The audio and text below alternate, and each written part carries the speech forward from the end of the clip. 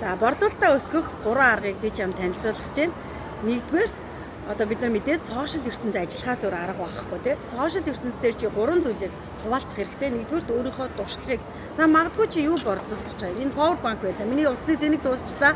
Би энэ power bank-ыг зэниглээд ажлаа амжилттай бүтээж ийна гэдэг ийм өөрийнхөө туршлагыг магадгүй чи ментор гişгэгийн X community-д ороод орлого маань өслөө. Ингэх юм бол чи одоо X community-го борлуулаад тэгээд атлетаар орлого олох боломжтой.